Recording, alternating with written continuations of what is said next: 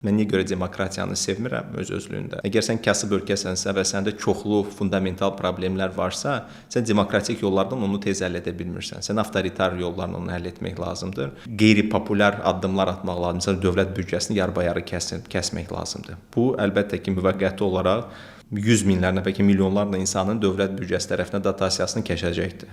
Onlar çoxlu narazı kütlə olacaqlar. Əgər səndə demokratik seçki gedirsə, onlar növbəti seçkilərdə səni darmadağın edəcəklər. Amma sən bilirsən ki, bu düzgündür ölkən üçün və yeganə çıxış yolu budur. Və sən prinsipcə qorxmursan ki, səni işdən çıxaracaqlar da, yəni ki, seçkilərdə qalib gəlmirsən, düzgün lazım olanı edə bilirsən. Və bunun üzərindən gedirsən. Çinin uğuru məhz sırf olaraq bunun üzərindədir. Onların yolu çox uzun idi, çox ağır idi, amma onlar bilirdilər ki, onların 50 ili var. Və Kommunist Partiyası olaraq seçki yox, heç nə yox, avtoritar rejimdə hər il, ilbəil strategiya uyğun olaraq davam edə bilirlər. Bunu Avropada etmək mümkün deyil.